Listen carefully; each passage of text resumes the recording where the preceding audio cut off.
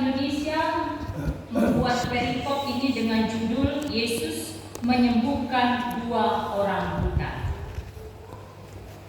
Dan ketika Yesus dan murid-muridnya keluar dari Yeriko, orang banyak berbondong-bondong mengikuti dia.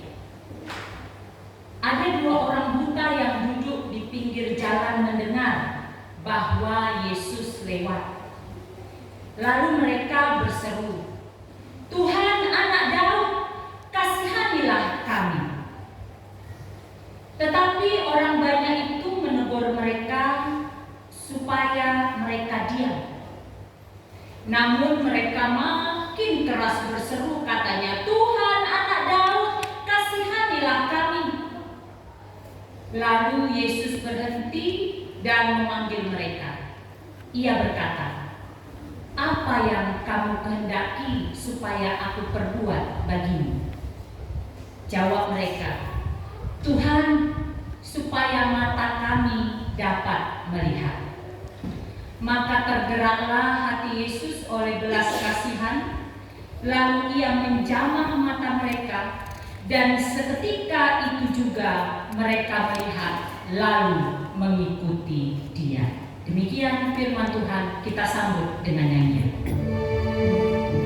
Pasu pasu majamita di bagasan rohaku, ansotok tong matarida lan mangolu hatami di parangi di rohaku rodi pangalahoki saitari dama marbatu di ngoluku hatami. Horas Madi Kasudek. Horas. Kita bersyukur karena anugerah Tuhan kita diberi kesempatan untuk kembali beribadah walaupun di rumah saja, tetapi tidak mengurangi sukacita kita berjumpa dengan Tuhan. Karena Tuhan hadir di mana saja bersama dengan setiap orang yang datang menyembah Dia. Minggu ini kita sampai kepada Minggu Eksaudi, yang artinya dengarlah seruan yang kusampaikan, kasihanilah aku dan jawablah aku. Minggu Eksaudi, dengarlah seruan yang kusampaikan, kasihanilah aku dan jawablah aku. Dan hari ini kita juga bersyukur karena saudara kita umat Islam merayakan hari besar Idul Fitri. Kita bersama-sama bermohon agar hari ini menjadi keberkahan dan kebahagiaan bagi mereka dan juga menjadi berkat bagi kita semua. Menarik kalau kita perhatikan teks ini tadi yang bercerita tentang Yesus menyembuhkan 2 orang buta. Tema yang gereja-gereja Sekber UM tetapkan pada minggu ini adalah Tuhan mendengar seruan orang percaya. Tuhan mendengar seruan orang percaya. Setiap kita mungkin dan pasti punya persoalan hidup, masalah dalam kehidupan, pergumulan yang membuat kita harus berseru kepada Tuhan. Bagian teks hari ini juga merupakan pergumulan, masalah kehidupan 2 orang buta sehingga mereka berseru kepada Tuhan. Ini dilatar belakangi dalam perjalanan Yesus dan murid-muridnya keluar dari Yeriko. Tentu berita tentang Yesus yang berkuasa dalam mengajar, berita tentang Yesus yang berkuasa juga dalam menyembuhkan, melakukan tanda-tanda mujizat sampai ke mana-mana kepada setiap orang, termasuk kepada 2 orang buta dalam teks ini. Karena itu, ketika mereka mendengar bahwa Yesus dan murid-muridnya keluar dari Yeriko dan mereka berada dekat dengan posisi itu dalam perjalanan itu, di mana Yesus sembari mengajar, kebiasaan pada waktu itu seperti itu, sambil berjalan Yesus mengajar, memberitakan firman, lalu kemudian orang banyak mengikut dia. Di tengah-tengah seperti itulah dua orang buta tadi yang duduk di pinggir jalan yang Yesus lewati berteriak. Teriakannya apa? Yesus, Tuhan Anak Daud, kasihanilah kami. Tuhan Anak Daud, kasihanilah kami. Ada hal yang menarik dari teriakannya ini. Kata Tuhan Anak Daud. Dari kata atau kalimat ini, dia atau dua orang ini mengerti benar bahwa Yesus adalah Mesias. Sembari mereka juga mengerti silsilah atau tahu tentang bagaimana Yesus dalam kehidupan bangsa Israel. Silsilahnya itu tahu. Anak Daud. Jadi dalam seruan Yesus, mereka mau memanggil Yesus dengan kata Tuhan. Mereka mau mengatakan Yesus itu adalah Mesias.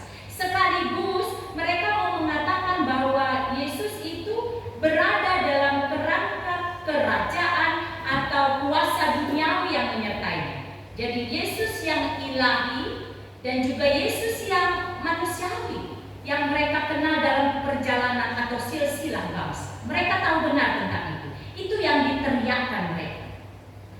Dan teriakan itu diikuti dengan tujuan. Ketika pertama mereka menyampaikan dengan jelas teriakannya itu kepada siapa, yaitu Tuhan yang adalah Mesias, yang adalah keturunan Daud. Tetapi ada satu tujuan yang menjadi inti dari teriakan mereka itu. Apa itu? Kasihanilah kami.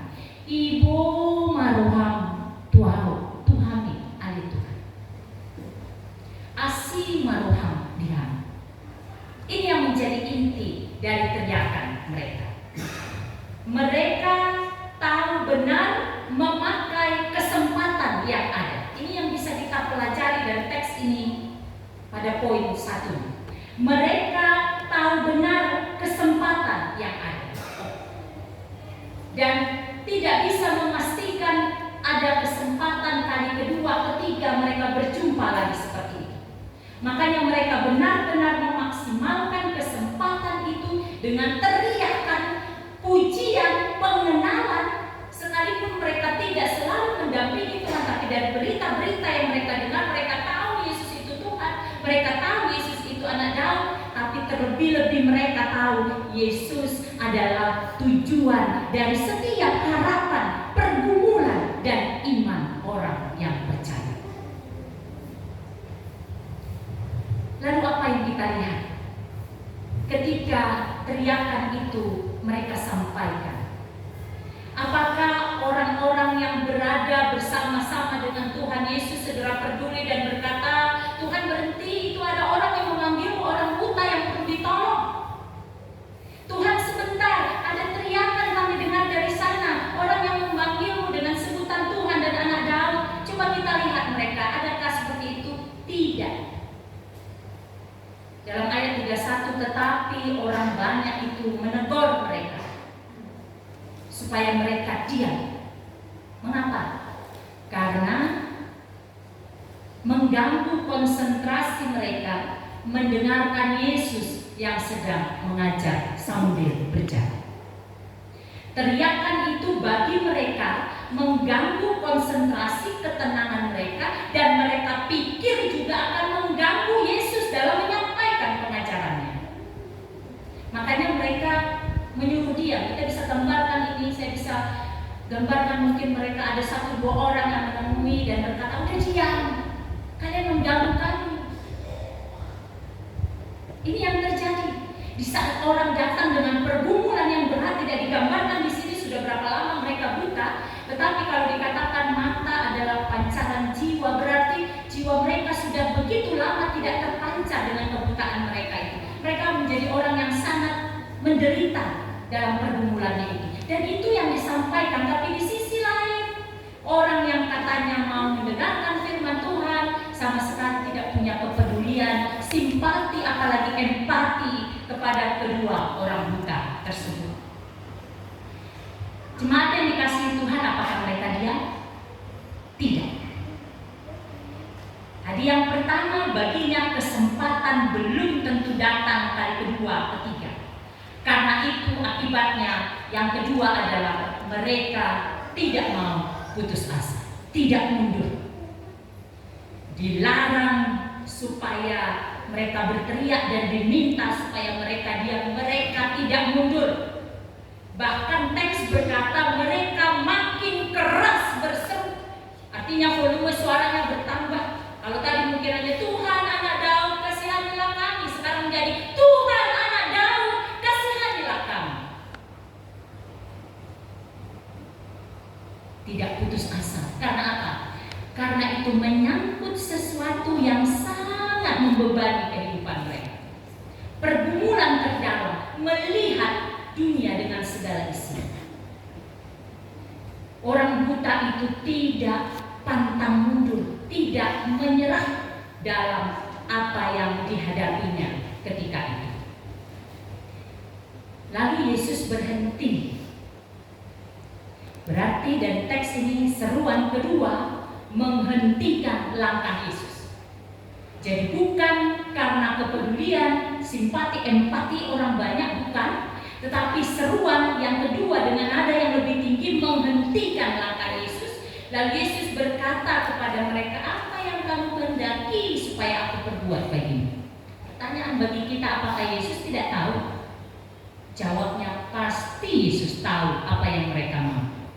Tetapi Yesus mau menghargai mereka dengan menjalin relasi pribadi. Ketika mereka menyampaikan suaranya dengan teriakannya, Yesus juga mau menyampaikan sapaannya dengan kalimat, apa yang kamu kehendaki supaya aku perbuat bagimu? Ada relasi yang baik, relasi yang penuh kepedulian. Bahkan tidak hanya itu, relasi yang berisi empati. Apa yang aku perbuat bagimu? Apa yang kamu kehendaki supaya aku perbuat bagimu? Yesus tidak hanya mau menghentikan langkahnya. Yesus tidak hanya mau mengatakan aku mau melihat engkau berhadapan muka peduli. Tidak hanya menyapa, tapi Yesus mau mengatakan apa sesuatu hal yang aku harus lakukan bagimu. Bukankah ini satu hal yang luar biasa? Dua orang buta yang selama ini tidak diperhatikan orang dalam pergumulannya, bahkan oleh orang-orang yang mengatakan diri sebagai pengikut Yesus tidak memperhatikannya, tetapi Yesus menyapa dengan penuh keramahan, dengan penuh kepedulian, bahkan mengatakan apa yang aku perbuat bagimu. Mereka menjawab, Tuhan, supaya mata kami dapat melihat.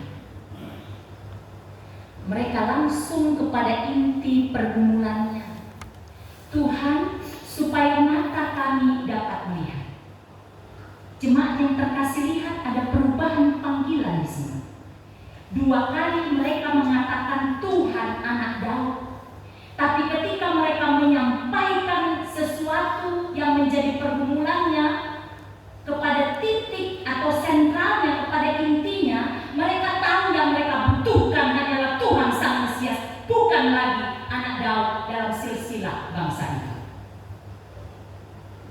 Makanya mereka hanya mengatakan kata Tuhan supaya mata kami dapat melihat. Mereka tahu mereka sedang berhadapan dengan kuasa surgawi, kuasa ilahi, Yesus yang adalah anak Allah. Bukan lagi Yesus yang adalah keturunan Daud, anak Daud. Ini luar biasa. Dalam penderitaan mereka berjumpa dengan Yesus, dan perjumpaan itu merubah